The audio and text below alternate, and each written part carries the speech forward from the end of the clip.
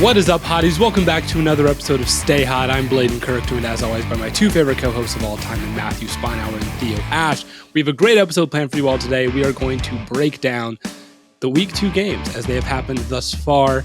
We've kind of broken them down into good, bad teams and bad, good teams. But before we get into that, Matt, Theo, how are you guys doing today? I'm doing great. I'm having a good day. It's a good day to be a Bearcat. Not so good of a day to be a Red Hawk. Oh my! You were gosh. mad. You were mad, Bladen. You lack the ability to like turn off expectations for a team. That's what kills you as a fan. It's like, okay, with the Panthers right now, I'm not going to go get my day ruined when I know they're not going to be any good. But you'll get your day ruined if, like, when the Browns were terrible years ago, it killed your Sunday every time. They were 0-10. And they're killing your Sunday that they're not 1-10 the next week. But it's very sad for your team. And you know what maybe got you, though? It was 17-17. They got lucky. They got a few fumbles. I wasn't actually that mad about. Oh, you were mad. I understand that. I understand that. Like, the Red Hawks aren't very good. It's not a football school. Like, you know. And that's the series lead now for Cincinnati. It's big time. You've only 60 ASU fired their. I'm way up. We're going to start by talking about college football. ASU fired Herm Edwards. Funny story about Herm Edwards. One time he was talking to our journalism. We have the event where he was talking on a Zoom one time, and it was when we first got Zoom. It was right after the pandemic started, and I wasn't quite aware of like the whole mute thing. So I was at home. I got sent home, obviously, and he's talking. Herm Edwards is talking about something, and I'm explaining to my sister who he is. I'm like, that's Herm Edwards. You know, he had this long career, and I was unmuted. So like Herm and everyone at the school like could hear me talk about. That'd kill me. They're like, I got a million messages that are like, funny. Turn your mic off. Turn your mic off. So there's you saying some anything video bad of, like, about him?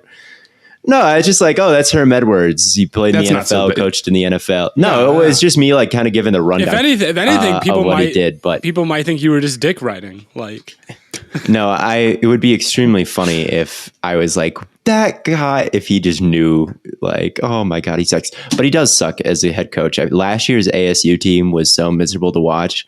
I don't totally know, but someone out there go look up 2021 college penalty stats and sort by false starts. And I promise you ASU is going to be at least in the top 5%. They lost every game because of coaching problems, false starts, penalties, and like fumbles and effort. It was all at like the bottom. And then like all the good players transferred. Johnny Wilson on FSU right now, he looks like Calvin Johnson right now down in Florida State. He was on our team last year, didn't do jack shit, you know, like I was so sick of Herm Edwards and watching that miserable football team, and they'll probably be miserable in the post Herm Edwards era. But geez, like I wanted that guy gone so long ago, but no. But now he's out. Well, so, and the Packers are beating the Bears. It's behind me, so I'm like turning around. It's 24-7. Bears were off to a good start.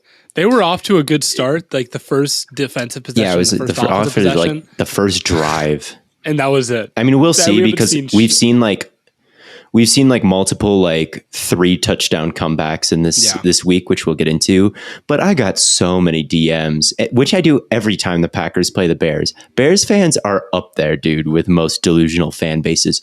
Your time in the sun is over. It's the Justin Fields era. Rodgers is what? Like every time since I've gotten this platform, Bears fans just are talking shit like they aren't like just a free win for the Packers. Like, just shut up for a minute until you start to get some results and then talk shit. But they don't do that. It doesn't matter how bad they are. Your quarterback, Justin Fields, had 19 yards at halftime in the last game. And because they pulled out a win in the rain, they were like absolutely sure that was going to translate for the rest of the year, that their defense would look amazing the rest of the year. Like, use some common sense here, guys. Why are you setting your own selves up for failure? So Packers own the Bears as usual. The instructor for my basketball class is a Bears fan. We always have fun conversations, mostly about how he thinks the Bears are good. I don't. They always do, man. They always do. But they always do. Anyway, enough about that. Before we get in to some more football talk because we're going to have another long episode talking about all the crazy shit that's gone down. Make sure you all subscribe to the YouTube and join the chalkboard and follow us on Instagram. YouTube, of course, is just Stay Hot. Join the chalkboard is in all of the links of our social platforms, or you can just download a chalkboard app and join the Stay Hot group. And then, of course, go follow us on Instagram at Stay Hot BW, like blue wire BW, at Stay Hot BW for some exclusive Stay Hot content, some clips from the podcast, and some Stay Hot lore, if you will. But let's get into our first topic. For most of us, learning is a second language in high school or college, and it wasn't exactly a high point in our academic careers. I took German for 3 years in high school. The first year was cool, but then I kind of fell off a little bit and just got progressively less interested as it went on. I knew a lot of German after post-prime German speaker. I was out of my prime. I was out of my ratio prime in plus you fell off out in German. like After 2016, I was not prime German Theo. But now, thanks to Babbel, the language learning app that sold more than 10 million subscriptions, there's actually an addictively fun and easy way to learn a new language. Whether you'll be traveling abroad, connecting in a deeper way with family, or you just have some free time, Babbel teaches bite-sized language lessons that you'll actually use in the real world. Babbel's 15-minute lessons make it a perfect way to learn a new language on the go, and their teaching method has been scientifically proven to be effective. With Babbel, you can choose from 14 different languages, including Spanish, French, Italian, German. Plus, Babbel's speech recognition technology helps you improve your pronunciation and accent. Plus, unlike other language learning apps, you're not just limited to lessons. They offer podcasts, games, videos, stories, and even live classes. Not to mention, it comes with a 20-day money-back guarantee. So if you're like me and maybe you're out of college, done with school, and maybe you just miss learning. Sometimes I miss learning. Like we dropped out just to do football all the time, me and Matt. But I legitimately miss just kind of lectures sometimes. I'm like, I wish I was learning something today. You can still learn. Yeah, come to Ohio. You can still learn. Come to Ohio, sit in on a class with me. Come sit on my graph. There's something to Oxford, Ohio. Go to Fly to Oxford, Ohio. There's something, and sit in my graph theory class. I think I'd rather just get Babbel. I think that's easier and Those more are your effective. two options. Is flying to Oxford scientifically proven like Babbel is, but there's something beautiful about just learning something, especially a new language, and it can open a lot of doors for you. So what are you waiting for? Start your new language learning journey today with Babbel. Right now, save up to 60% off your subscription when you go to babbel.com/stayhot.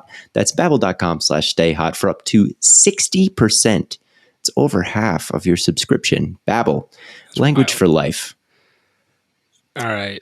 We talked about how we kind of broke this up into good, bad teams, which are, I guess, teams that are exceeding expectations, and bad, good teams, which are teams that are not meeting their expectations at this point. Week 2 has been awesome. It's week 2 is the maybe the second most important week of the football season after maybe week the Super Bowl. 17. Some of those last couple weeks, like the playoffs, obviously. Right. But there have been 400 teams to start 0-2. Mm-hmm. And none of them have 400. None of that. No, well, not quite none, but only 38. Or it's only 38 of the four. I don't. It's 2020. That's 0-18 since 2020 is the stat. I think you're. Okay. I saw that one too. 0-2 is kind of a death sentence. It really, and so I think it's an extremely important week of trying to kind of parse out that's why what makes football so great is like 2 weeks into the season and you're already playing nearly elimination games. So like it's a really important week. So I'm excited to get into it. Yeah. Well, the first team on this list is the Giants, who defeated my Panthers. And for those, are Giants fans even going to be mad at me if I call them like a little bit like, you beat us, you're better than the Panthers, low bar to clear. Daniel Jones is not just like average or like mediocre in a bad situation. Daniel Jones is like one of the worst starting quarterbacks, I'm afraid. And it's pretty crazy that was the Giants' game plan going into the season. Think about the amount that they have invested in that passing offense. Kenny Golladay, the high pick on Tony, the high pick on Daniel Jones, for nothing. It's a disaster. Literally nothing. Like, do they have the worst statistical passing offense? I'd believe it. It's crazy. I mean, what they don't like. Golladay got benched. Tony's been benched. Golladay, just packed up his shit and left after that game. I mean, he's just not going to be a part of the offense anymore. And Tony maybe can get a bigger role as the season goes on.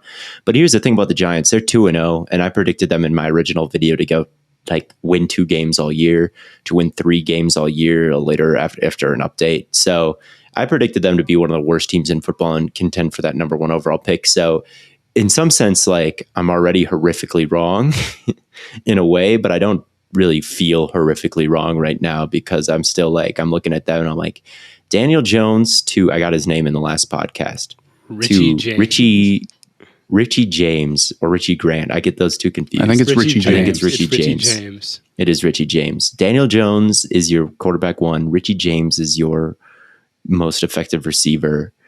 I'm not you get the Panthers, you squeak out a win over the Titans, but I know what you are. All right. I know what you are. That's kind of the theme for this episode. I know what you are. All right. It's not a good team, but I will say they've shown a lot more grit. They've shown a lot more fight. They've shown a lot more emotion playing under Brian Daboll, which I think in last year when they were playing with Joe Judge, half their veterans retired in training camp because they were so sick of everything. So they're well coached. They're beating the teams in front of them. They're finding ways to win games. Their defense has been playing pretty well, albeit not against great offenses, but I mean, it's been able to keep them in games. Dalvin Tomlinson, at least week 1. Dalvin Tomlinson was a total monster against the run week 1. Oh my God. He was death destroyer of worlds. If you go back and watch that game, they've got a defensive tackle, Justin Ellis, I think number 71. He sucks ass. Dalvin Tomlinson is actually good. So, the linebackers haven't been as big of a problem. The secondary hasn't been as big as a problem. Wink Martindale is not just sending the full house every single play. I was scared that he might going into this year because that's who he was doing with the Ravens last year, even though it was a practice squad team.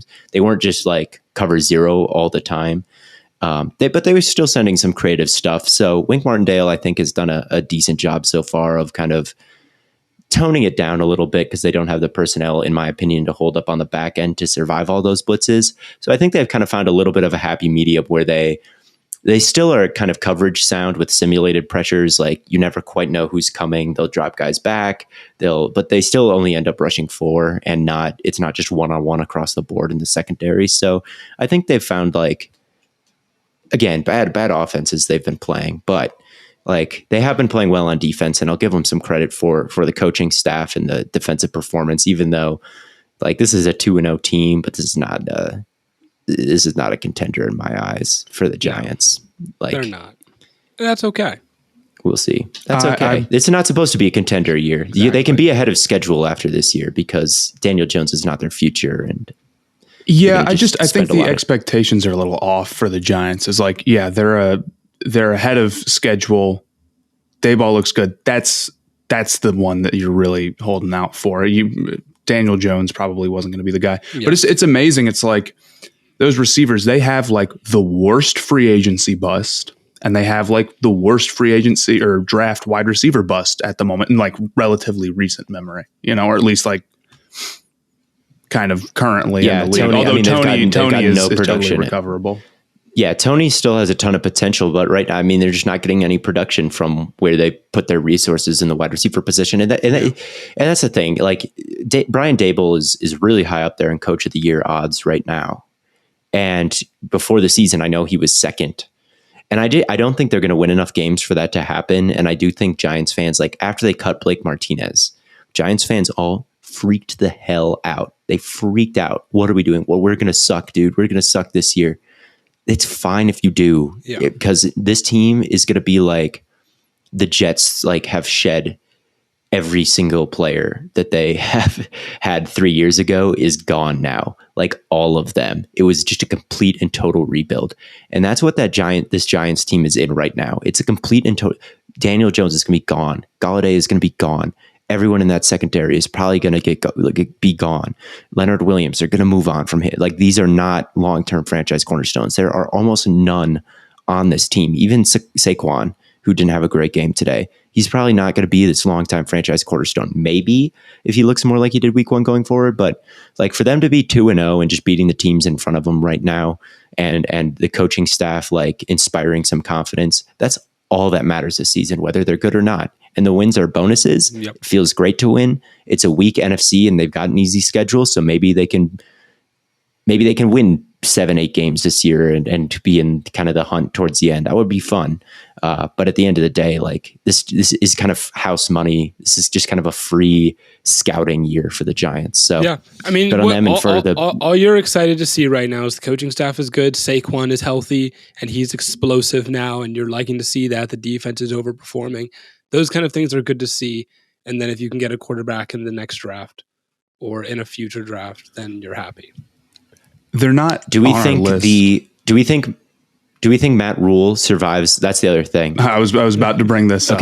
They're not on our list, but I do want to at least talk about he's so done. Yeah, he will. There is the Gus. Almost no shot they survive. The easy part of their schedule is now. They needed to win the last 2 games, and the offense doesn't have their offensive line is just so bad again. It's not going to be good. I mean, they were getting killed. Like you said, the Giants weren't sending anything special. They didn't need to. And Taylor Moton wasn't playing well. Neither of the tackles are playing well. So I think that this is a Panthers team where you can see a lot of the units working out. None of them are, and that speaks poorly on the coaching staff. Although the linebackers are pretty good. But yeah, man, I don't think Frankie Matt Rule is good. He is. He's so good, dude. Frankie Louva really, really popped like last year. Like, when I was kind of looking through all the combing for potential X factors or underrated players, it's like, damn, he was productive last year. And I wasn't paying like the closest attention to this game of the several. He had a couple. I think he had a couple more nice plays you missed. But I heard his name frequently. He's so good. When I looked, they were focusing on him. He was having a great game. So, but overall, like, yeah, they're 0-2. Matt Rule hasn't won a game in 306 days. Is that true? They're just so miserable.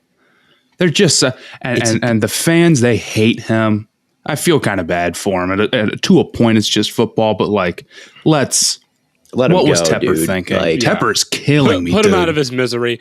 But speaking of coaches that need to be fired, the Browns defensive coordinator, holy shit, real. I've never seen a collapse. Like, I've seen some bad Browns defenses. You've never seen a collapse like that? I would be willing to bet you have.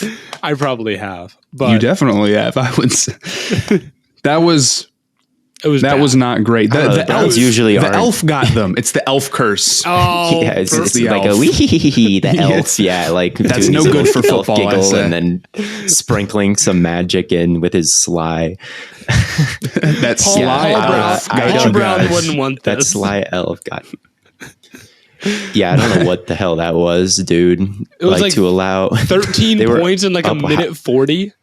Like, what are we doing? Wasn't it a Garrett Wilson game winner? Masterclass from Garrett Wilson. Garrett Wilson had a great game. Garrett Wilson was awesome. I'm liking the way things are turning out for him. But I would be willing to bet that, like, if we went back and watched the last 2 minutes of the Browns defense, Denzel Ward was not manned up on Garrett Wilson one time. I would bet he money. Can't guard him. Like, they just went straight. They just went straight like zone, and I'm like, bro, you have a that's good. I would want Denzel Ward on. You don't play man. You don't play man with 14 minutes left. You play like quarters. They weren't playing quarters. I promise you, they weren't playing quarters. Well, they weren't playing quarter. Well, they weren't. I don't know what they were playing. I don't know what they were playing. I didn't really watch this game either because all I know is that every Flacco, time I saw Garrett Wilson making a play, it was either Jeremiah Wusu-Koramoah, who like I love, but he's not guarding Garrett Wilson. John Johnson, who bless his heart, not guarding Garrett Wilson, or Greg Newsome. And like Greg Newsome is the next best guy I would want on him, but I want Denzel Ward following that man like to his grave. Like that's dude. Martin Emerson was the one who got torched on the fade touchdown. I mean, on the touchdown, I don't know Garrett Wilson's touchdown. Yeah, I don't know not the last one, but I know it's the one that was like wide open. I don't know what happened on that play. And then he started talking shit to like a 15-year-old Ohio. It looked like that Tua play where Tyreek just ran right by the defense, and they like it's almost like he thought he had safety help, and I'm just like, what are you doing? I don't know. The Jets. It looked like a play where Martin Emerson was just terrified as a rookie going against the greatest wide receiver our league has, Garrett Wilson. He was so concerned about giving up something on the goal line and getting beat like on a drag that he was really like ready to go bite inside. And Garrett just hit him with a couple stutter steps and then just went on a fade, and Emerson was totally out of position. So, like, I don't know. Garrett Wilson, I didn't watch much of this game. I can't talk about what the teams were doing strategically or what I noticed because I just tuned in for like the last 2 minutes when they collapsed, which was a good time to watch. But Garrett Wilson, I mean, he's been good. He was good in the last game too. He's good. He's so good, dude. But I love watching the Jets. They really crushed the draft. I love watching the Jets because it doesn't matter that they got Joe Flacco. They're throwing 50 times a game. It's awesome. And the Sauce Gardner touchdown, no touchdown streak, fighting for its life on life support, man. Bro, I thought that Donovan Peoples-Jones catch.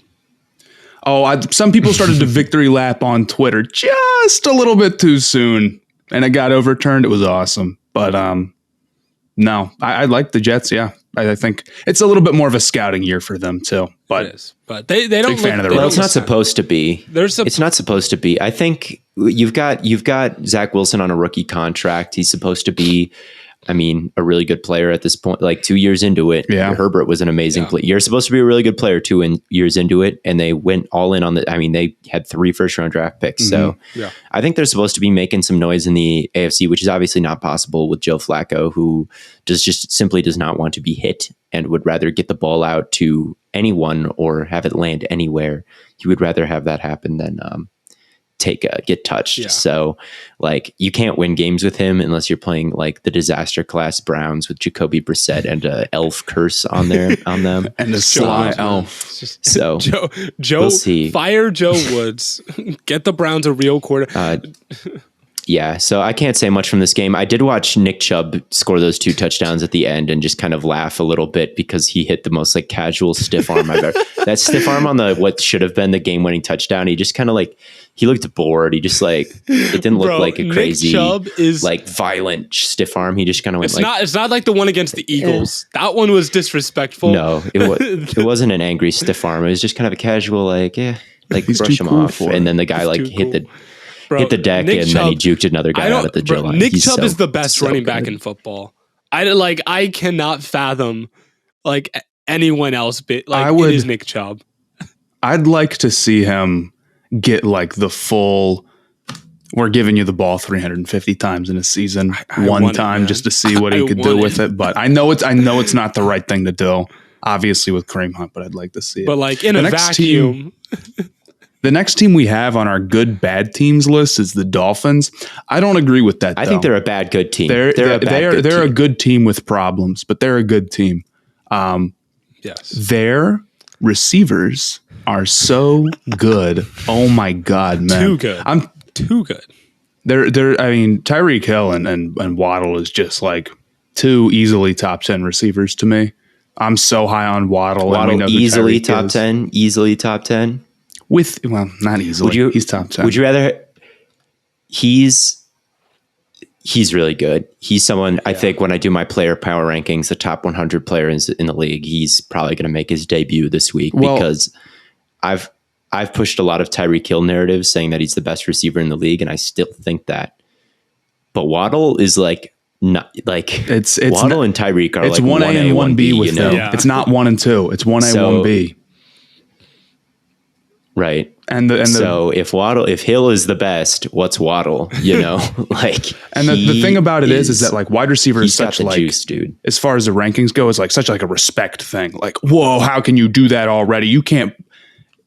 Waddle hasn't played enough games to like get the ranking among other wide receivers that he actually is.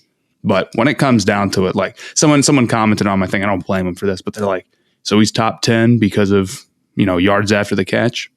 Yes, he is. That and everything else that he's awesome at, which is like everything. I just love that. I'm really excited to watch the Dolphins. They're a must watch for me. Yeah, So I think Go ahead. Go ahead, I was just going to say, for those that don't know, our producer is a Dolphins fan, and we've been arguing with him basically about whether or not Tua is like Jimmy Garoppolo tier. We're not even Which is arguing. like- He agrees. Yeah, it's just like we were arguing, Well- and then like it was, I don't know, we came to this like weird consensus that Tua's like, Tua's like, well, here's the thing. This is why the Dolphins are going to be miserable this year. Like, as much as I like them, but here's the thing. Here was my prediction for the Dolphins going into the year. You can go look at my record prediction videos. I said they would go 10-7. I said they would make the playoffs off the strength of like, I thought Mike McDaniel was going to do a good job bringing that San Francisco stuff to Miami.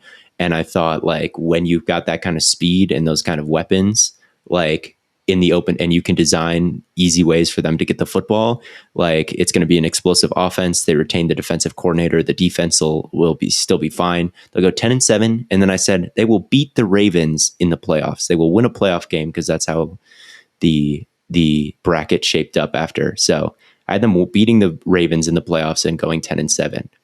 But despite this, after that game, people were still like, apologize to the Dolphins, admit that you're wrong about the Dolphins, even though things are going exactly as planned. And that's why the Tua narratives this year are just going to get so exhausting. Like nasty. they are. You know what it is? Nasty. And we got to... It's people... The number of times I see comments that are like, how did he play a bad game? And this is about any quarterback, not just Tua. He threw 250 yards. He had 300 yards. How's it a bad game? And you'll go look at the stat line, and it's like, not only can you not stat line watch a quarterback, but it'll be like 300 yards on 55 attempts. Not moving me. People put so much stock into hitting that 300 yard mark, and Tua's going to do it a lot this year with those receivers.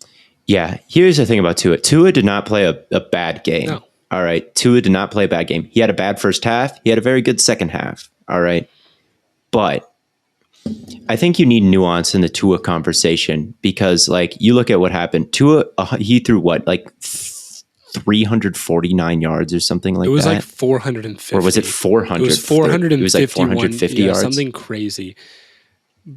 It's crazy. It was. That's a lot of yards. Yeah. But he gained 158 yards on throws within 5 yards of the line of scrimmage. 158 yards total on throws 5 yards or less down the field. All right. So I don't know how many, and that's, yeah. So that's a lot of yak. And then on the he had 2 deep shots. Yes. One was a throw to Tyreek where Tyreek just ran right by Marcus Peters. Waddle was running a crossing route. They were single high. Kyle Hamilton was a single high safety. Yep. Kyle Hamilton came down to take away the crosser, and that left Marcus Peters, I'm sorry, one-on-one with Hill, who just ran right by him. Tua aired it out. Hill beat him so bad that Hill came to a full, complete stop to catch that ball. Okay. It was not a good ball. If we were it was not a good ball. That's the thing. underthrown, And people can't comprehend, people can comprehend this just fine if in college. If I were to show you a play from CJ Stroud, and I were to show you a play where Marvin Harrison Jr. torched the shit out of the corner, and CJ Stroud like threw it and it fluttered and Marvin Harrison had to come to a full stop to catch it. And I said, this is why I think CJ Stroud is an overrated, like you have to separate the result from the process. That's all the draft process is. That's all scouting is. But as soon as you get to the league, people do not recognize this. They can't separate like the results from the process. And with Tua, I mean, it was good. He was good in the second half. He really was. He made some nice throws. Some of the touchdown passes. There was one where he made nice throws. He evaded pressure, booted to his left. I can't think of the receiver, but he wore number 85. And he hit this really nice throw on the run, rolling to his left. But I was like, that was a nice play. And people are like, oh, this is elite hate. You hate Tua so much because you won't say I'm not going to say that Tua was the catalyst to that win over the receivers. All right. You can tell when the quarterback is winning you games, the weapons are winning you games. When I watch the Dolphins, I see the weapons winning them games. Okay. Tua did not hit anything beyond 10 yards, in the intermediate zones, in this game. Especially, he had some stuff, I guess, over the middle. But outside the numbers, intermediate, there was just nothing there for him. And there's never going to be anything there for him because he just doesn't have that kind of arm strength. All right. He doesn't have that kind of dynamic ability. And in the first game against the Patriots, they scored one touchdown. They scored one touchdown on offense. And guys were just as wide open in that game, but he was missing them. So, and he threw two ugly picks in the last game against the Ravens. So it's been four halves of play so far from Tua. I'd say 3 have been bad. 1 has been good. And that's just where I'm at. That's just where I'm at with him. Okay. And it's not, Dolphins fans need to learn to Tua and the Dolphins are two separate entities to them. It's not enough that you give the Dolphins respect. You also have to give Tua all the credit for it. Otherwise, it's no respect at all. I do respect the Dolphins. I think they can be a playoff team this year. They have great weapons. The defense was a little bit questionable in this game, and we'll talk about Lamar. But the process and results, even if it's a 6-touchdown game, I don't care if the play on the field doesn't impress me. And Tua, it was good. It was a good second half, but oh my God, you need to give him all these flowers. You need to walk back. You're going to apologize. He's that dude. He's him. Yeah. He didn't show any of that to me in this game. I'm sorry. I'm still not in on him. I think what bothers me... It was a great win. It was a great win. What bothers me about it is if you start talking about a quarterback and you start saying and I think Tua is okay. I'm not super invested in his success or failure. But if you start talking about a quarterback and you're well, he's playing bad first couple of years, and you're well, the supporting cast is terrible. Nothing to do with supporting cast. We had a good supporting cast. It's I'm discounting all of his bad plays because of the team around him isn't good enough. Then when he gets a great team around him, he is not getting the credit for that. You have to, if we're saying the success of the passing offense is dependent on the receivers, I'm saying the success of the passing offense is dependent on the receivers. And obviously there's some sort of levels to that where it's but if you gave, Justin Herbert nobodies, then he wouldn't play as well. Sure. But I see the passing offense and you ask who is making the plays, who's making the explosives. And to me, it's, obviously it has to be both to some extent, but it's much more the receivers than Tua. Yeah, I'm definitely going to be interested to just see how many of his yards were yak yards here. And the other thing is, I think everybody kind of agrees. All these Dolphins fans are apologize to Tua. If it really come down to it, it's okay, does this game make you think that Tua, are you ready to put him above and give him a list of names? They're probably all still saying no, right, when it really comes down to it. So it's the short term victory lap. Put Tua, if you're putting Tua over Derek Carr, then it's oh yeah, do you think he's Jimmy? Because Jimmy G put up top 10 efficiency seasons. Yeah, so many every year in that quarterbacks Shanahan type of offense. Top 10 Baker Mayfield when everything was perfect and was living off play action and some nice weapons and a great offensive line. Again, people talked about him being better than Lamar. I remember it happening. You can't ever gaslight me into being no one serious said that. No, I remember. As someone that is active on Brown's Twitter, I can confirm people did say that. Remember I didn't say it about Baker. People said it.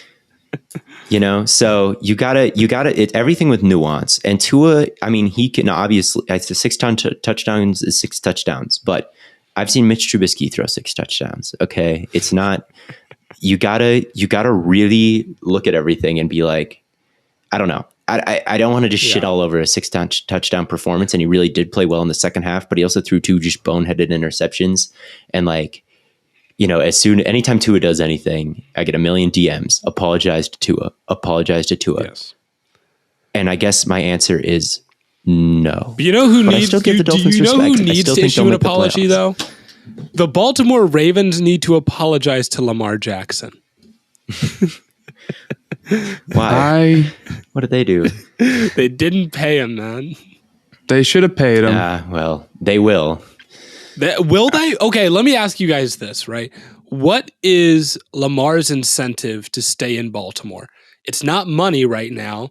It's really not his weapons. Mark Andrews is good. Bateman seems to be stepping into his role pretty well. The defense seems Bateman hit the defense seems to have completely fallen apart. The weapons for the Baltimore Ravens are not that bad. They're not that bad. They're not that bad. But if he was in Miami or Philly, they'd probably be the Ravens a step are up. not going to choose to be bad, which is what they'd be doing if they traded Lamar. His incentive is that he's going to get franchise tagged, and then the Ravens are going to offer him a big old contract. And I don't think it'll be fully guaranteed, but it's going to be more than the normal amount. And they'll probably front load the guarantees super, super, super heavy. So it's really not something like that. And then he'll stay. That's my guess. There's just no way. The incentive is Jim Harbaugh. That's the incentive to stay. And the fact that the Ravens organization has been historically successful for a long time. You can say what you want about the Dolphins and who they've got. Yeah. And maybe you could go there and form a super team, but that's Stephen Ross, dude. And that's the Miami Dolphins. Okay. Yeah. And I really think, if I was Lamar, I would even be thinking if my goal is to win, I can't get traded to the Dolphins. That doesn't work because they would have to give up so much to go get him that it would crush the team. They would be great, but building a team by trading, 3 or 4, whatever amount of first round draft picks it would cost them, and then paying that guy, that is not a winning strategy. It'd make them pretty darn good. Unless you're the Rams. Yeah, you could beat the Rams. The Rams paid 2 firsts for Matthew Stafford, way far off in the future, and they really only paid 1 and then 1 to get off of Goff. But they were right there. They lost in the Super Bowl because they scored 3 points. No, it was 2 first, 1 to get off of Goff, 1 for Stafford. It was the same trade. Yeah. Okay. I think the end goal should be, if you really want to make a contender, wait it out and hit free agency. Don't demand a trade. Wait it out and hit the open market where you can sign a huge contract on a team that has all their resources. So, but it doesn't matter. Lamar played great today. He did. And this was this is a big stepping stone for Lamar Jackson too, because not a stepping stone, but it was a statement to do it against the Miami Dolphins, because last year Lamar Jackson was just so bad against the blitz. That was the answer. Every year we've got people, the league figured out Lamar. Is the league going to figure out Lamar? He's a one-trick pony. He's not a real passer. Happened every year. Last year, it started to seem like, maybe they did really find an answer against Lamar, because these blitzes, they stopped him dead in his tracks. Just by far the worst quarterback in the league against the blitz. And the Dolphins and Brian Flores and those amoebas cover zero stuff, that was the peak blitz. That was the game where I kind of struggled the most on national television on Thursday night for him. And they blitzed him in this game. They, what was the stat? He only dropped back 12 times in the first half, faced a blitz on 10 of them. And he was perfect. Yeah. Perfect. Threw 300 yards and 3 touchdowns. Blitzed him. Perfect passer rating today. And there were some really tight window throws in there too. There was one to Andrews to get him at the 1 yard line. That was a nice throw kind of over the middle of the field in a closing window. The touchdown right at the end of the first half, I think. I can't quite remember who it was to. But that one was a real tight window throw. And he rushed for a 76-yard touchdown. 79. Those are 79-yard touchdown. Wrong odd number, but no, that's the number. Jesus, it was. It was a long touchdown. So Lamar was kind of a superhero today, even though they lost. He looked fantastic against a blitz, and that was a real big key. And I don't feel horrible about the Ravens going forward. The touchdown to Tyreek, the second one, I think it was Hamilton who lined up in the slot with Marcus Williams. They both the one where he was wide open, or the one where he ran past Peters? The one where he was wide open. I thought it was. I thought they like put in a 5th round rookie corner instead of Marlon Humphrey, and he thought he had safety help. He should have had safety help. That was not. Was that supposed to be Hamilton? Fault. Was that supposed to be? That was. I think it was supposed to be Hamilton because they played cover 2, right? Yeah. And he passed him off to the safety, but Hamilton was literally lined up like right next to Marcus Williams, and they both guarded the guy in the slot like up the field, and there was just no cover 2 safety. They were both guarding this. They just lined up at the same spot. It was cover 2 from single high with no one rotating up, so it was like obviously going to be a touchdown, especially when it's Tyreek Hill. So there were some blown coverages in this game, and there was another stat that Next Gen Stats put out where the Ravens secondary, if you combine all of their yards covered, ground covered, the secondary covered over 6,000 yards of total like running distance. They all ran combined 6. And I've never seen that stat before, so I don't know how much a secondary normally runs, but I was like, they were like, that's the most. Seems like a lot. That seems like a lot. And that's what you get when you're covering Tyreek Hill and Jalen Waddle. Like that's another bonus you get is they cover a lot of ground really fast, and so do the players guarding them, and they look gassed by the end. They were out of sorts. They were discombobulated, and the Dolphins were just cutting through that defense like Swiss cheese. So we'll see about that secondary. It's already banged up. It's already injured. I do think. Like we will see. We'll see about those. Ravens defense. We do have to keep rolling though. We could talk about the Dolphins and the Ravens all night long. The next team on our good bad teams would be the Detroit Lions. Got a nice win against Washington today. Amon-Ra St. Brown was an absolute weapon. He's nice. He was incredible. And Jared Goff looked like good. Like he was a little bit more aggressive in this game. He was pushing the ball down the field a little bit more. His touchdown to Jared Goff. He's got the facilities to do it. Yeah. I mean, he's not a crazy athlete, but I mean, I always think of that game back in Minnesota in like 2017 where he just lit him up and down the field. You know, we've seen it before where if he's in the right structure with the right weapons, where he can be a efficient quarterback. And week 1 was kind of a disaster class, at least the first half. But yeah, Amon-Ra St. Brown was the big story here. He was, they showed a stat of like, he's had 8 receptions in like 8 straight games or something like that. And the other players who have done that are like Travis Kelce, Anquan Bolden, and the other names that were up there were like Hall of Famers. And he's up there now too. So he's really blossomed into a fantastic weapon for them. I'm trying to 100% see exactly agree. how productive he and was. And last year you could say like, oh, they were a bad team and it was the second half of the year, just garbage time of the season, putting up numbers when no one cares, in the slot against linebackers, in the slot against no one, like soft coverage, but he's really dynamic. I mean, there was a play last year, if you go back and watch it, against the Seahawks where they gave him the ball on a handoff, and he really like is dynamic with the ball in his hands, and he's really shifty. And in this game, he had a touchdown on an out route, and he was the outside receiver there against man coverage, and the corner had outside leverage, and he still was able to beat him in man coverage on the outside against outside leverage on an outbreaking route to catch the touchdown. So he's really nuanced and smooth and smart, which you have to be if you're gonna win from the slot. So. And then the running game too. Swift is so funny. Swift's stat line was so funny today. Swift he had what, 5? He's an interesting carries character for like 67 yards. He's going to be such an interesting character, especially like for fantasy, because every once in a while he's going to have one of those games that we saw week 1 where he has like 11 yards per touch and is like putting up 30 points in fantasy. But then he's going to have games like today where he touches the ball 5 times. And the thing is, he was great today. He was legitimately great today, but he only touched the ball 5 times. Like he broke off like multiple explosive plays, but he only had 5 carries. So it's like, I don't know how I feel about him, because when I slandered him in the fantasy process, I'm like, oh man, they're going to give so many carries to Williams. I don't understand how he was so inefficient last year, Swift. And I'm sitting here now watching him get 5 carries. I'm like, I was right, but he's just doing so much with them now that you got to think that he's going to have an expanded role going forward. You would hope, but yeah, we'll see. It's hard, especially you've gotten to the point where you have some good weapons there.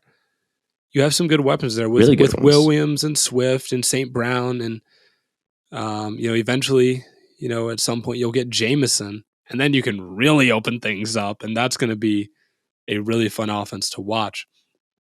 But you know what else is really fun? What is really fun? We are entering fresh fall. It's the season of pumpkin spice and making sure your crotch looks nice. And that means sipping cider in a fall breeze and using Manscaped products to trim your balls with ease. That's right. Today's show is brought to you by Manscaped, a company here to make sure that your foliage isn't the only thing shedding its excess leaves. Heck, even Mother Nature knows it's time to lose the excess clutter for fall. So join the 6 million men worldwide who trust Manscaped by going to manscaped.com for 20% off plus free shipping with the code STAYHOT. And whether you're brand new or already with us at Manscaped, you could use the crown jewel of care for your family jewels, the Platinum Package 4.0. And with this glorious package, you can align your entire hygiene routine in one swoop. Inside the 10-part Platinum Package is everything you know and love about the Performance Package, plus some shower goodies included to elevate your grooming game to the platinum. Go to manscaped.com and get 20% off plus free shipping with the code STAYHOT. Again, that is 20% off plus free shipping at manscaped.com when you use the code STAYHOT. Manscaped, clear out the leaves. It's your tree trunk. It's time to shine. And, speaking of time to shine, it was Cooper Rush's time to shine today. I shouldn't have bet against him. I want to apologize. And he showed out. Theo, it looks like you will be the only one. You will be the only one with your locks to hit this week. Assuming the Packers do pull it off against the Bears. They will. It's 24-10 with 5 minutes left. It'd be a pretty unbelievable collapse at this point. Can you imagine what Twitter would be like? That's always what I'm rooting for, is whatever to make Twitter the funniest. That's a good way to be. Yeah. Right? I have nothing against the Packers. But anyway, yeah. Cooper Rush, for whatever reason, just had a masterclass game, made some really nice throws. Zach, the Bengals. Taylor is in trouble. I made a TikTok about this. Here's my take on this. All right, you're the Bengals. Let's say things keep going wrong for them. And I think things will start to look better. But let's say 8-9, right? It's in play now. If the offense doesn't fix itself, they miss the play. I mean, yes, 9% of teams that start 0-2 make the playoffs. I will say 9%. The reason why they're talented enough, the Bengals are talented enough to break the trend there, but still, it's rough right now. It's must win time all of a sudden. I think the reason why that stat's like that so much is because it's most teams that start 0-2 are also very bad. Not only is the 0-2 start hard to come back for, but if you're all very bad teams, they're probably going to start 0-2. The thing about the Bengals, I wonder how much of that 9%, if you were to sort that by Vegas odds preseason, how many that were favored to make the playoffs that start 0-2. That's a good way to look at it. It might be something worth looking into. I might. But the thing about, but anyway, into that either tonight or tomorrow. We'll see. The thing about the Bengals is that, offense looks bad right now, right?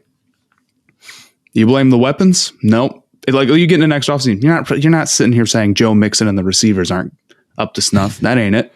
Can you replace Burrow?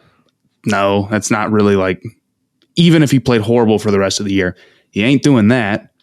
The offensive line, not great, but you just dumped all the assets into that. Are you going to do that again next offseason? You probably don't have the ammo to do it. And even then, I think they'll look a little bit better as the year goes on. People don't give time to offensive lines. And it really is one of the cohesion. The glue has to set. You have to give them time to mesh. So if you're going in, if the offense doesn't turn itself around, you're going in the next offseason, you're saying, well, we got to do something. It's not just run it back, same idea. Who are you blaming? It is The offense got to be is- Well, they Taylor. should fire Zach. He's the problem. The offense All right, is he's the so problem. unbelievably uncreative. I mean, it's And they're so talented. bro. I feel it's like so annoying. people get mad at me, like in Madden. They're like, Bladen, you have no creativity on offense. Like, it's like me and Zach Taylor out there. Like, we're the two uncreative guys running offenses right now. I think part of what kills them is like, I saw that one sack that Burrow took where he had two guys open in the flats and he didn't take either of them. He is trying to do a little bit too much. And the offensive line is a bunch of guys who have never played together and they're not that good. And Burrow is trying to run around and create stuff that's not there because it's like, oh my God, we have all these receivers. How can I not throw deep to them? And it's like, you got to take what the defense gives you sometimes. How much of that specifically is on like Burrow for not taking it and how much of it is on Zach Taylor for not drawing it up? I guess I don't know right now. I'd have to go watch the all 22. But I remember the Browns had a similar problem with Freddie Kitchens. It's the same thing here. And Ollie Connolly, who's a really good reporter, I was listening to him on the Athletic podcast a couple of days ago. He made a good point and something I hadn't really thought of. But how much of the play calling is Burrow's fault? You know, how much of it, like there's no play action. That's the big critique. There's no play action. Every time they're under center, it's just a run. There's not much play action. There's not much motion. It's just kind of line up. It's what he did at LSU. And how much of it is like, we're just going to ask Burrow what he's comfortable with and just spam that over and over and over again. But like, there needs to be more creativity than that. If he wants to just line up, you know, in empty with 5 wide receivers out there and just like pick people apart with his, you know, big old brain, you know, that's one thing, but there's got to be a little bit more. There's got to be a little bit more than that. You need a fastball, or that is their fastball. You need a changeup. You need a knuckleball. You need something else. They don't have anything else. And now, like, and the thing about Burrow is he just doesn't have we're 2 weeks into the season now where a bunch of Burrow throws into it because they've been down and he's been throwing a lot. The only throw over 20 yards that they've hit in 2 weeks now was on a free play. And it went like 20 yards. There's been nothing down the field. And that's all he's been trying to do. That's all he's been trying to do is hit stuff down the field. He threw 4 picks? So much of it was trying to force and big game hunt. He's taken 12 sacks in 2 weeks. That's crazy. He's holding on to the football. He's looking for things downfield. He's forcing things. And it's not even that it's not like Jameis where they're hitting a bunch and also throwing a bunch of picks. It's just, they're not even hitting a bunch. They're just throwing, it's just been sacks and turnovers. So it's just all the bad so far. Yeah. And, you know, this was something I said in my first video about Burrow, where I met on my old YouTube account years ago before it was Stay Hot or Theo Ash NFL or any of that, when it was just me doing stuff that no one was listening to. I made an anti-Burrow video called Burrow's Not Who We Think He Is. And that's when I called him Alex Smith, who thinks he's Aaron Rodgers, someone who runs around in the pocket a whole lot and tries to bomb it down the field and play like he's Rodgers. And he just doesn't have Rodgers' arm strength. And that's why I always thought he needs to be that just he's so smart, right? And he's so accurate that he just needs to just dissect things and just hit the little stuff and dink. He can be Drew Brees. They're not opening up. It's establishing the short pass is what they need to do. They're not opening up the stuff downfield. They just want to go with the stuff down. You can't throw the bomb every play. You know, growing up, it was all about setting up the bomb. They got to throw the bomb here. That's the football talk in my house. Well, that's what they need to do. And it's funny with Rodgers, it's like, even with him, when he is always trying to like run around and create it, like he can go too much with that. And he struggled with that for like 3 or 4 years. Or this was a narrative a few years ago. And he eventually, you know, got a little bit more technical, a little bit more surgical, and it helped him a lot. And they got a new coach too. Yep. They got a new coach that just said, we're not doing it your way anymore, Rodgers. Where they introduced motion and they press the easy button, and Rodgers bought into it. Burrow needs to do it himself, and the head coach needs to be creative enough and strong enough to kind of force him to do it. And Jonah Williams looked horrible in this game. He's looked really bad. Like supposed to be. I was about to say he was like their best guy last year. Just getting eviscerated so far. This says very little, I'm afraid. Yeah. So we'll see how they end up. And the other thing about them, and we haven't even talked about the Cowboys, which this is all Bengals, but they ran back the whole defense. We were supposed to talk about the Bengals eventually anyway. So this is the same defense as it was last year. That's where people when people talked about regression, so much of it was Burrow and the deep pass, which has happened so far because they haven't been able to change their identity, even as teams specifically focus on taking that away. But the defense too, it's DJ Reader again, it's Sam Hubbard again, it's BJ Hill again, it's all the same faces plus Daxton Hill. And last year they were like bottom 5 in the league in pass rush win rate, and they were still getting sacks, but that was kind of, to me, a big area of regression that was possible. And Cooper Rush took 1 sack today. Cooper Rush behind an injured offensive line. They weren't able to get pressure or a whole lot of it. Jesse Bates, he's looked like a guy that has missed all of training camp, So they just ran back the same defense, and it's just not going as well. They ran back the same scheme. They ran back all the same players without changing anything up. And teams just know that's a lot of film to put on tape, And now the common saying: if you stay the same, you got worse. Yeah, and the offensive line and innovations in the coaching staff, like the coaching staff growing, was supposed to be the big difference, and it just hasn't happened. So they got worse, and now you've lost to Mitch Trubisky and you've lost to Cooper Rush. But hey, I mean, we gotta give some credit to Cooper Rush. Like he played all right. Like for Cooper Rush, like he played all right. We're getting a little bit into low expectation merchant territory here. Okay, he but played a solid game. Bro, he was barely 300 yards, he was going to barely make the roster, and he had like a solid game, and they beat the Bengals. Like, you could be a low expectation merchant, but like you could also just be like, for a guy didn't get 300 yards, bad game. God damn. That's what other teams we got to talk about? I know we didn't really hit on the Cowboys. We could talk about Jaguars. We could talk about the Jags. That take from last week is not looking good. What I said in the last podcast. For who? Me? You? Me. Oh, that you need the Trevor Lawrence. No, not even Trevor Lawrence. Things won't work out for them. This I trust. But the Jaguars aren't bad. No, I'm kidding. I liked Lawrence. I liked Lawrence, and I liked the Jaguars, and they went and beat the Colts. And I honestly think the Colts are maybe the bigger story of this. Oh my God, dude. You know what? Some of the takes, like we were talking about the Bengals, they can turn it around. You know what I'm really worried about, and I'm really feeling like after 2 games we may know like the actual outcome? Matt Ryan is not better than Carson Wentz, is he? He does not have it at all. And here's the crazy thing is like we saw last year that like he was taking a step back. His arm was not quite what it once was, but I'm like mentally he's probably still got it. Bro, he looks awful. He is. We have the Colts. The Colts offense also, to defend Matt Ryan a little bit, their left tackle sucks. I don't know who it is. Let me guess. Let me look at his name. Josh Allen was this was the Jaguars front 7 that I wanted to see. I think at halftime, Jonathan Taylor had 5 rushes for 5 yards behind that offensive line. Yeah. Pittman and Pierce were both out, so he was rolling with Nyheim Hines, wide receiver 1, and Ashton Doolin, wide receiver 2. Yeah. They just couldn't get any separation, and he was dealing like what he was dealing. All of a sudden, it looked like the Falcons. You got no receivers. You got a bad offensive line, but his arm strength. I mean, he threw a couple beach balls today, and he's a couple 36, lollipops. So that's a couple rainbows, couple lollipops. Yeah.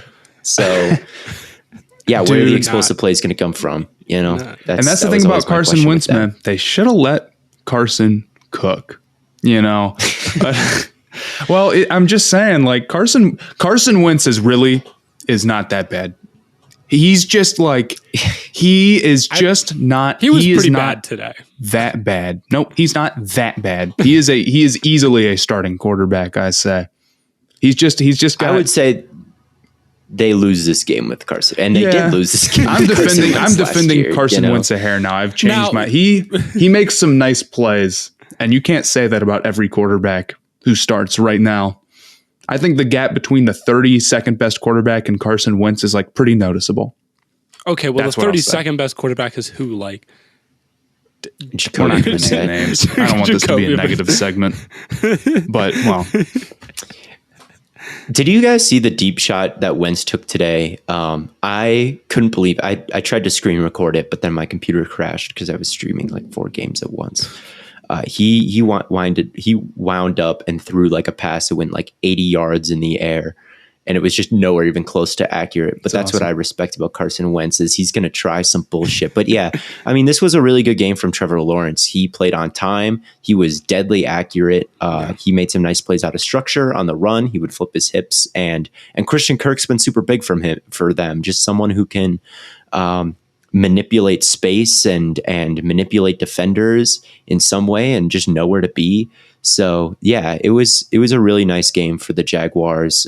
Their run defense, Falaronso Fatukasi, he has been a big pickup for them. He's played really nice through 2 games now. They've totally bottled up the run against the Colts and Jonathan Taylor. Trayvon Walker, again, didn't do anything too splashy, but just, again, their front 7 looked really, really solid today. Didn't allow anything on the ground, and they were playing a really depleted Colts team 2 weeks into the season.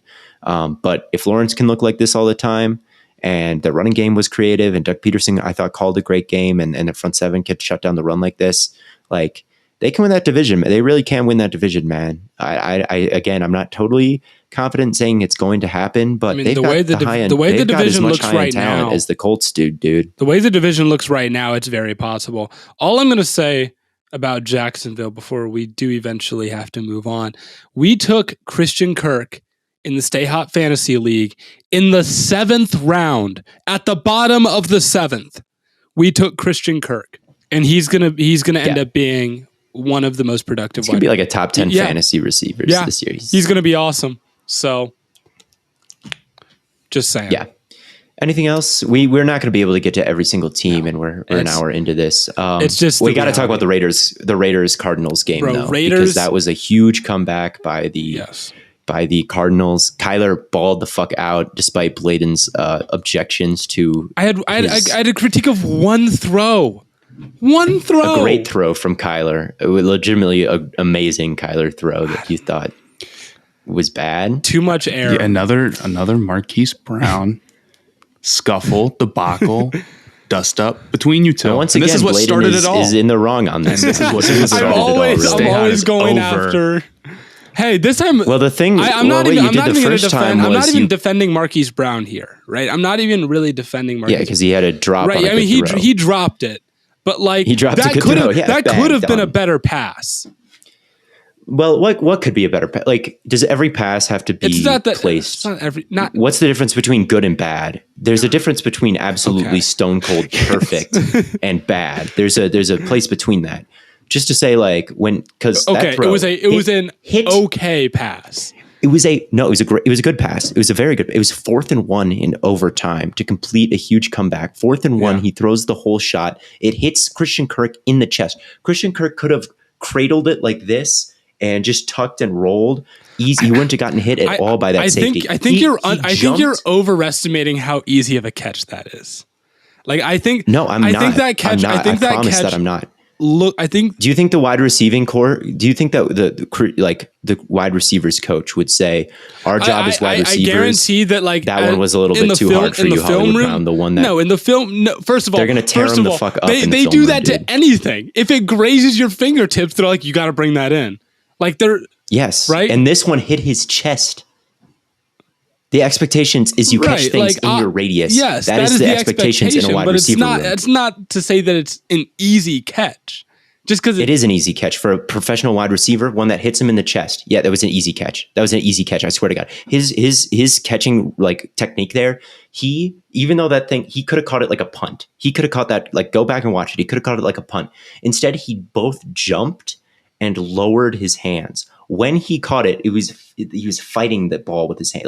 He wanted to drop it so bad.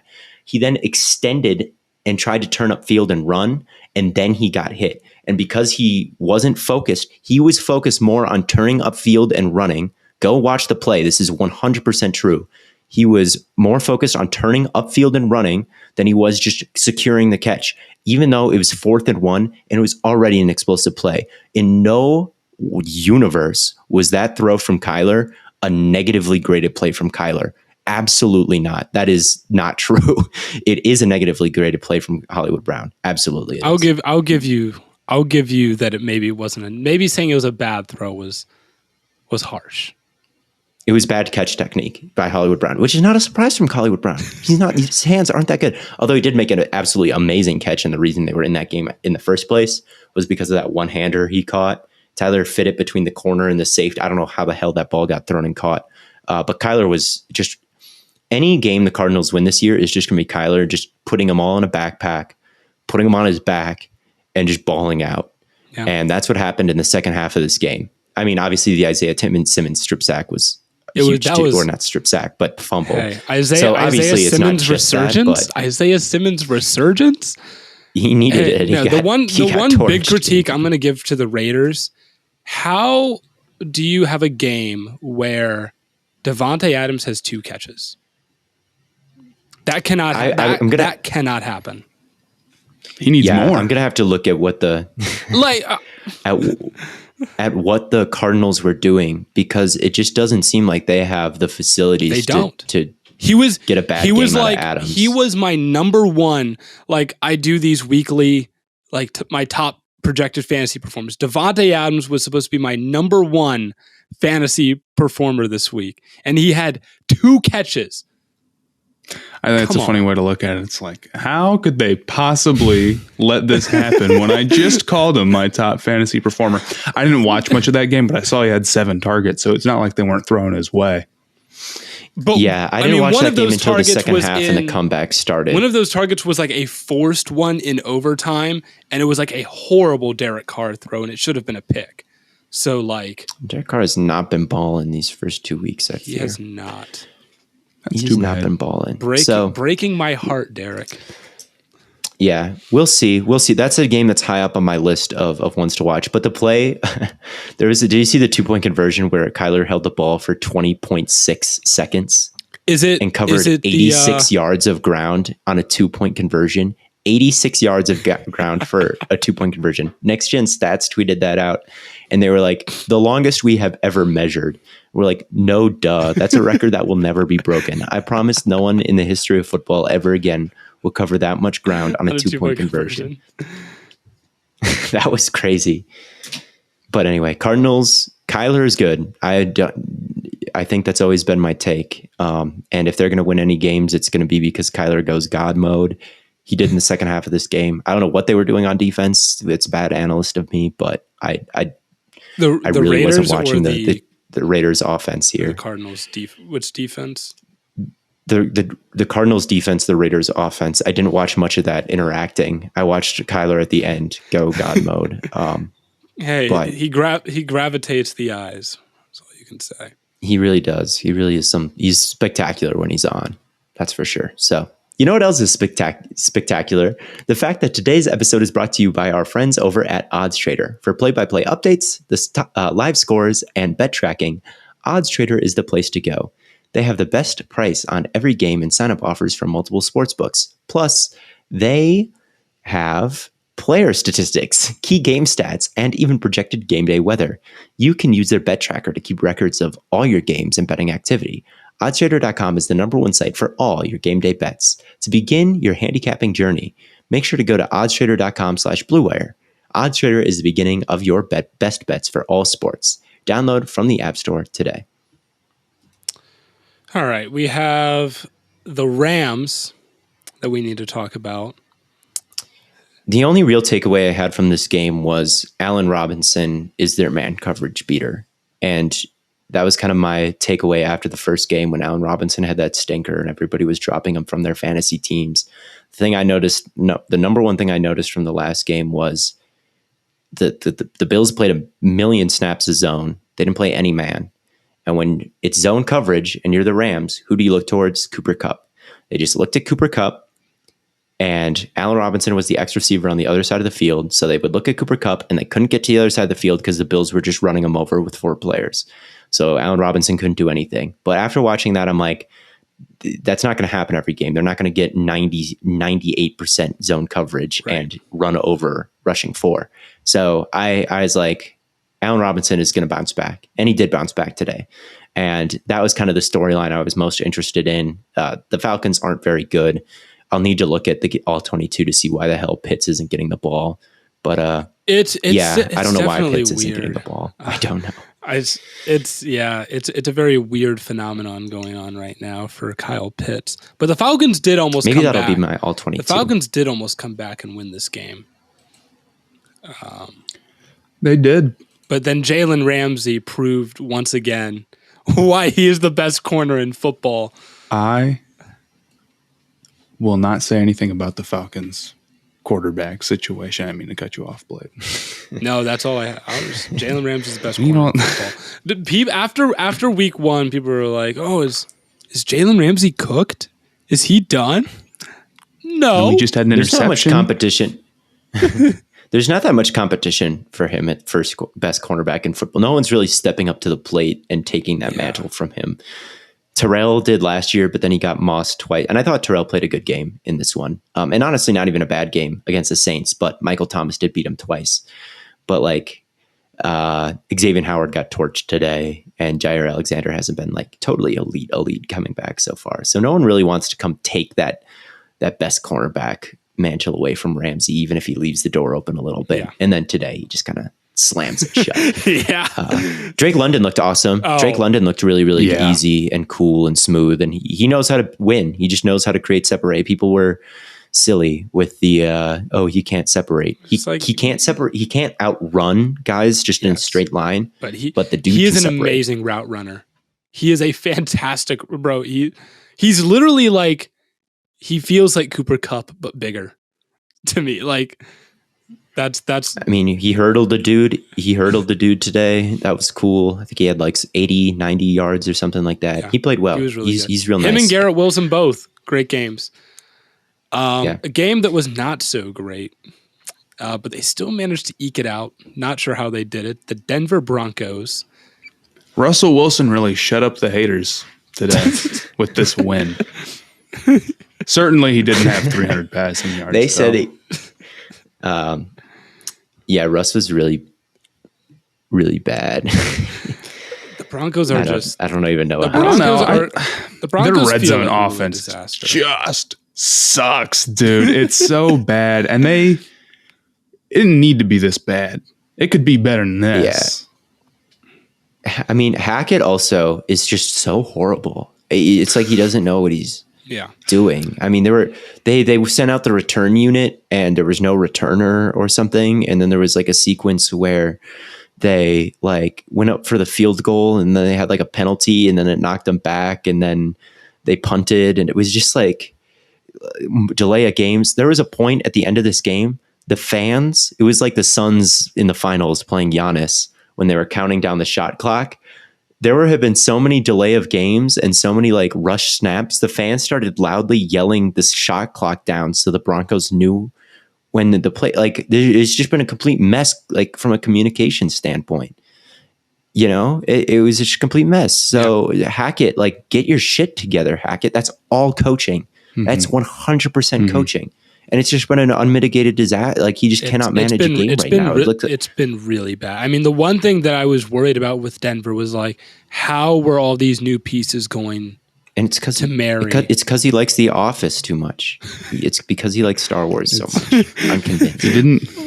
If he didn't watch, nerd, man. He's a dork. If he wasn't a nerd, he'd be a good coach. But here's the thing: it does matter that he's a nerd. By the way, it does matter that he's likes Austin Powers way too much and incorporates it into all their meetings. It matters because guess what? Imagine being a player and the coach doesn't know what he's doing and he's not getting the plays in, and it's going. And then all of a sudden, you go to you walk in the building the next day and you've got to read a an Austin Powers. He's dressed up as Austin Powers and has to if the coach doesn't know what he's doing, that's it. That's all that matters. Yeah. If he did know what he was doing, they'd say whatever to the Austin Powers stuff. And if he didn't, they wouldn't care if he wasn't. Yeah, I mean, if anything, Theo, but it's just insult to injury. It just you lose the locker room. You coming after a negative performance, right? You're in a bad mood. It might brighten your day a little bit to see some Austin Powers. It wouldn't brighten my day. It would ruin my day. If I had to watch a Michael Scott funny compilation and he was quoting Anchorman in the meeting after I just lost, I would be like, trade me. I would demand a trade. Mike McDaniel. And that's what he's doing. is killing this take, I'm afraid. Mike McDaniels isn't. He's a stoner. All right. Mike McDaniels is He's a little goofy guy. He's a little goofy. He's not. He's like cooler in a more modern. He sort of is. He way. is kind of. Like, I do. He's a little bit like McDaniel. He plays into Lord, it. He's funny. Kind of it. a little bit edgier. Did you see his kiss, marry, kill for McVay? I started to see that clip, and then I was just like, I'm not. God bless him. God bless Hackett is like this cringe substitute teacher, and Mike McDaniel is like your stoner friend. All I'm saying give me the stoner friend over the cringe substitute teacher. If I'm Russell Wilson, and I miss a pass, I would much rather Hackett be like, well, you gotta throw it better, baby. Like, I would much rather. Well, Russell probably eats that shit up because Russell Wilson's the second corniest dude in the league. All right, he's probably right there with him. You know, he's probably communicating those quotes and lines back. That's probably what's taking so long. This click on Twitter that just hates these guys. They hate them so much. And it's like the tone setters. Poor Hackett, dude. They're right. I'm rooting for him, and I know this is a.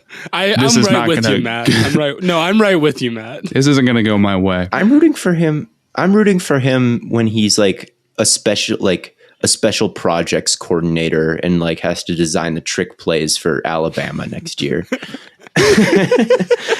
Then he can be as silly and goofy as he wants, but he's not in charge, you know? Then I'll root for him. You got to hit the whole shot, baby. Like, come on. Yeah. I mean, we'll see if it gets better, but I don't know. Just, like Fangio was like 70 years old and coaching the league for like a million years, and he couldn't get clock management down. Like Hackett's. I think it's tougher than people think. You know what else is? It's tough. It is tough. Tough, but like tough in a good way. Fubo TV. If you watch football, you need Fubo TV. Fubo TV gives you complete coverage of college and pro football with NFL Red Zone plus games in 4K at no extra charge. Over 100 channels of live sports and entertainment for a fraction of the price of cable. Watch on all your devices and never miss a game or an episode of your favorite shows with the included cloud-based DVR. This is true. I was watching a game on my phone, on my TV, and on my computer today. I hit all three of the big major devices. Plus, there's no contract, no commitment, and you can cancel at any time. Right now, you can try Fubo TV for free for 7 days and get 15% off your first month. Just go to FuboTV.com/stayhot. That's FUBOTV.com/stayhot. Bladen, what are we looking at fantasy-wise? I was literally about to say, before we get out, I want to give a quick recap of our fantasy team. We killed it this week, man. Okay, we needed this. Really? We absolutely crushed it. Michael Thomas had a late touchdown. Justin Herbert, quarterback, has 24.46 points. Dameon Pierce was okay. 8 more points. Carries. Yeah, he got the ball more, and that's all we can really ask. Miles Sanders Rex Burkhead touched it like 2 times this week. We're up. Miles Sanders has yet to play, which is good for us because we're already up by like 80. Mike Williams had 8 catches, 113 yards, and a touchdown. Christian Kirk had 6 catches, 80 some yards. 2 touchdowns. 2 touchdowns. Michael Thomas had a touchdown today. Travis Kelce had a so game, only 5 catches, 50 yards. David Njoku, Dustin Hopkins, 6 points. Tampa's defense. Tampa's defense. I was wondering where that last this is not quite 29 points from Tampa's defense. All right, we take our defense wins. It's a little fraudulent. It's not fraudulent. We're up by 80, man. We're up on like the Jameis Winston who's out there with like a broken back. Who are we playing? I don't know. Who we're up by? I don't know. I think they still have me on Twitter. The only person they have left to play is Josh Allen, but they've only scored 50. But they started Jonathan Taylor, Kadero Patterson, Debo, Jerry Jeudy, DJ Chark, TJ Hawkinson, Josh Jacobs, Robbie Gould, and Green Bay's defense. Even if they had started like better guys on their bench, they had no hope. Like it was cooked from the beginning. Unless Josh Allen. I wonder what the Stay Hot fantasy masterclass. I wonder what the fantasy 0-2 start like to making the playoffs percentages. Probably. I bet you it's somewhat similar. Question. Probably similar. All I'm going to say is last year I was really bad at fantasy. All right, I was really bad. All right, in all of my leagues, right? And this is like common knowledge at this point. Today, I went 3-1 in my leagues. I'm proud of you. The only league where I lost is the one where I lost my 2 first-round draft picks. Yeah, when you had to draft. But to be fair, Jameis had like a bottom feeder game. He's playing with a broken back. I don't know. He had a broken back. And also the decisions were also just bad. Like the brain decisions. Yeah. The brain moments were also bad, not only the back moments. But yeah, the Stay Hot fantasy. Tom Brady got bailed. Tom Brady got so bailed, bro. And here's the thing: Tom Brady was instigating. Tom Brady was instigating with Marshawn Lattimore, and Mike Evans paid the price for it. That's fucked. That's so fucked. I agree. If Tom Brady's gonna be mad, he needs to be in the fights. That's also, what I'm saying, bro. It'd be way better TV. You're instigating the fight, but then as soon as the fight starts, you're like, oh, not my goat. Makes me mad. Yeah. Not my goat. Be a man. What happened to men? Rodgers would fight him. What happened? Baker would fight him. Baker probably would. But I'm pretty sure that wraps things up for us. As always, thank you all for tuning in. Tons of content coming on all platforms. We've got one more game, Bills versus Titans. Very excited for that. We're going to talk about and recap that on our Tuesday afternoon live stream. But until then, as always, from Corn Boy, Bird Boy, and Lemon Boy, we will catch you all on the flippity flop.